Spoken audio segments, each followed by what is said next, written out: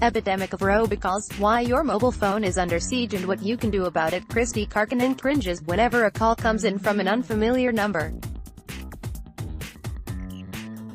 Which con artist or telemarketer will it be this time? A phony IRS agent demanding payment for back taxes, someone babbling threats in Mandarin, or a guy offering a free resort vacation? It's no wonder the Fremont resident is leery of picking up the phone. In May alone, swindlers and legitimate businesses bombarded Americans with a record 130 million intrusive automated messages per day, according to Umail, a robocall blocking service that collects and analyzes data. That's 12.5 calls per person per month, though many people put up with far more unwanted calls. It's gotten to the point where I don't answer the phone anymore, Karkinen said, adding that the barrage has made her wary even of legitimate callers. When the FBI phoned her back last year after she reported alleged government fraud, I didn't believe it was them. Christy Karkinen of Fremont has quit answering her cell phone to avoid the barrage of robocalls. Eric Crabb, Bay Area News Group. The explosion in robocalls is driven by technological advances that allow anyone using an internet-powered phone system to make virtually untraceable calls from anywhere in the world for a penny or less apiece. In one case, a single operation based in a Miami apartment with links to a Mexican call center was able to reach nearly 97 million people during a 3-month period ending in 2016 before the federal government shut it down and fined the owner a record $120 million.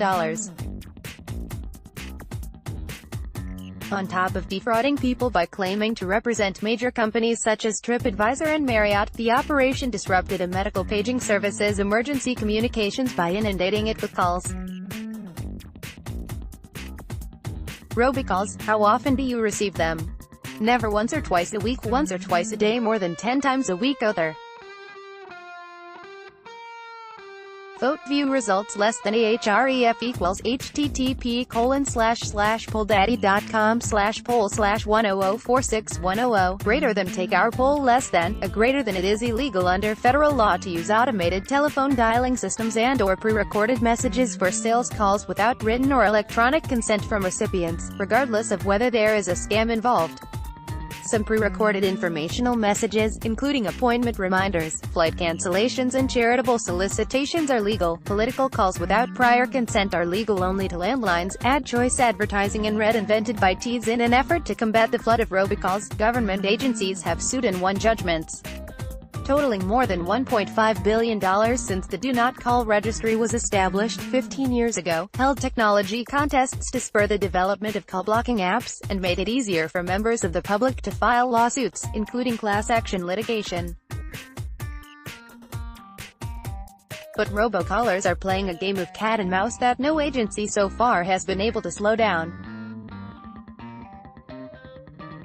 About 4.5 million complaints poured into authorities last year, nearly a third more than the year before, according to the Federal Trade Commission, which oversees the Do Not Call registry. Video. Are any of these robocalls familiar? See what happens when you call the robocaller back, and consumer advocates fear the situation may soon get worse, depending on how the Federal Communications Commission reacts in the coming months to a recent court ruling striking down Obama-era regulations intended to curb the calls. The most significant issue is what qualifies as a computerized auto-dialing device. If the FCC sides with the calling industry by defining auto-dialers so narrowly that the ban isn't applied to many devices being used today, the consequence will be a tsunami of unwanted and unstoppable calls to our cell phones, said Margot Saunders, chief counsel for the Boston-based National Consumer Law Center, one of the leaders of a coalition of more than 40 consumer and legal aid groups that support tough robocall regulations. We are very afraid of what this commission will do, San Jose network engineer Daniel Safraden said. He is already interrupted day and night by robocalls, even when he and his wife are being intimate. Worse yet is when he forgets to turn off the sound on his phone before going to bed and is awakened in the middle of the night by a disembodied voice peddling deals like a free cruise. My blood just boils, said Safraden, who even got a call from an unrecognizable number that he dared not answer while our photographer was there to take his picture. Daniel Safradin, a network engineer in San Jose, says he gets at least 15 robocalls a day. Di Sagano, Bay Area News Group. Tony White, a digital marketer who works out of her home in Livermore, used to pick up calls that looked local before learning that many robocallers use fake caller ID to trick people into answering. Now, she lets most calls ring into voicemail, but greatly resents the time it takes to check those messages, about 5 a day from robocallers. To add insult to injury, even letting it ring to voicemail can backfire. Your message can confirm the line is active, and can be sold as a lead to another robocaller. Keep blocking the calls, and of course they keep popping up again using a different number, White said. It's like a game of WHACA-mole, Daniel Safradin's phone showing phone numbers that he suspects are robocalls. Di Sagano, Bay Area News Group. Robocalls are so ubiquitous that my editor couldn't get through reading this story without getting a call from a robotic fake IRS agent threatening, "If I don't hear a call from you, we will have to issue an arrest warrant under your name and get you arrested." Audio player. www.mercurynews.com/wp-content/uploads/2018/007/get-u-arrested.m4ao:00:00:00:0 Use up, down arrow keys to increase or decrease volume. A high percentage are scams. In May, they made up 43% of the 246 million calls made by the top 20 robocallers, according to UMail. Most of the other calls came from debt collectors. About a third of American consumers have accounts in collection, according to the Urban Institute. In hopes of avoiding robocalls of all kinds, nearly 230 million consumers currently list their landline and cell phone numbers on the Do Not Call registry. The list was intended to stop legal marketers, originally on landlines and now also on cell phones, but has had limited success in reducing the flood of robocalls, for two primary reasons. It turns out that the registry offers no protection if you have consented to being contacted by particular companies. Many of us do so unwittingly by checking a notification box or agreeing to a business terms and conditions without reading the fine print. Consumers can block those robocalls by calling the companies and revoking permission, though it doesn't always work. The FCC plans to take a second look at its consent revocation procedures when it takes up the auto dialer issue. Another reason the Do Not Call registry hasn't been able to stem the tide of robocalls is that scam artists operate entirely outside the rule of law. You've signed up for the Do Not Call list, and I never get calls from telemarketers. See, get calls anyway other. Vote view results less than ahref equals http://polldaddy.com/poll/100461002 greater than take our poll less than a greater than. They boldly prey on the elderly and other vulnerable groups like immigrants and small businesses by impersonating a variety of agencies, from the IRS to student loan collectors. In the latest shakedown, immigrants in New York City reported being swindled out of millions of dollars by Mandarin-speaking scammers pretending to be from the Chinese consulate and demanding money to protect victims' U.S. legal status. Closer to home, the Alameda County District Attorney's Office just issued a warning to Bay Area residents, urging them to ignore calls from hucksters who claim to represent prosecutors and demand an immediate cash payment on a payday loan.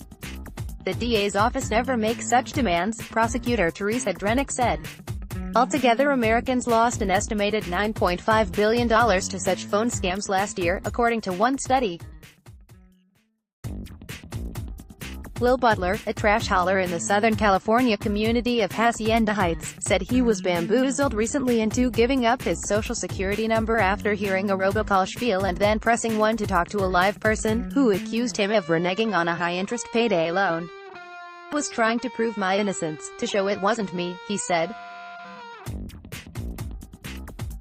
"I didn't realize they could steal my identity. Some federal lawmakers are trying to slow the flow." Sponsored by Bay Area Rep.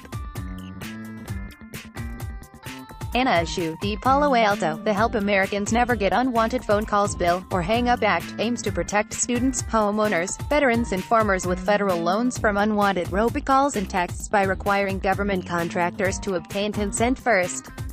Congresswoman Anna Issue, the Palo Alto, is sponsoring the Hang Up Act, one of many legislative attempts to stop the scourge of excessive telemarketing and robocalls. By poaching, Bay Area news group The Repeated Objectionable Bothering of Consumers on Phones Bill, or RoboCop Act, co-sponsored by Rep. Jackie Spire, the Hillsborough, would require phone companies to provide customers with new free tools to block robocalls. But even though most Americans, regardless of their political affiliation, are perturbed by the calls, the legislation is expected to face an uphill battle getting through Congress. Some of the new laws would stiffen the penalties on violators, including big banks that rely on automated calls to collect debts and wield clout in Washington. The U.S. Chamber Institute for Legal Reform is already angry that the FCC has made it easier and more lucrative to sue businesses while scammers often go unchecked. Large settlements include Capital One, which agreed in 2015 to pay $75 million after plaintiffs alleged that it and three collection companies made robocalls to collect debts, and J.P. Morgan Chase in 2016 for $34 million, regarding updates or debt collection.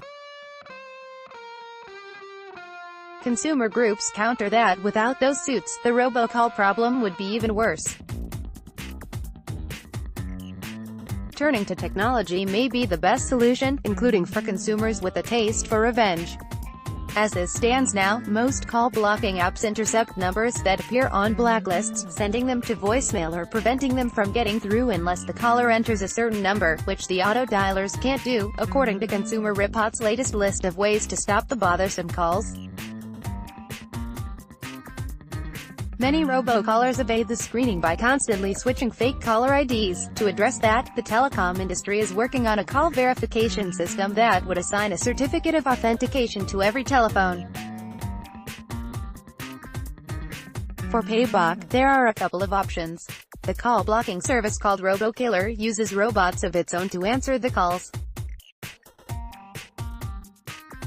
The winner of the FTC's 2015 contests, Robocalls, Humanity Strikes Back. The app answers the robocall and presses 1 to get through to a human operator. Then it plays a pre-recorded message created either by the company or its customers to waste the operator's time. The results are often hilarious, including a gag answer bot that strings the operator along by asking for her honest opinion about his off-key singing voice and ends with him saying he has to go gargle some eggs. Some people would rather do it themselves.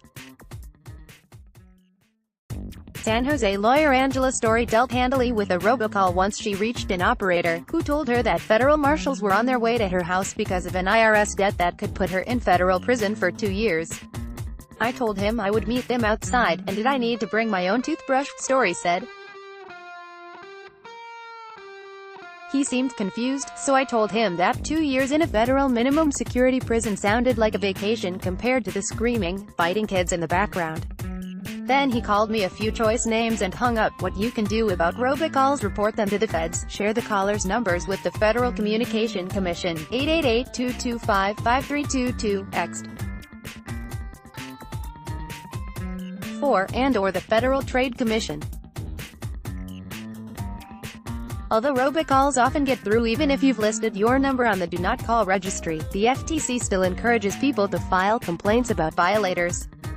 The agency makes the numbers available on a daily basis to telemarketers and call-blocking apps, and they are also used to assess the scope of the robocall problem, identify trends and aid in investigations. Share information online about annoying calls and suspected scams. Sites such as https://800notes.com/ allow you to share warnings with others. We reported an IRS scam call from 916-545-7185, for instance, and found 9 other people also complained. The reports may help carriers and call blocking apps screen calls. Should you answer a robocall or let it ring to voicemail? Some say never answer, others insist your voicemail message confirms the line is active and may be sold as a lead.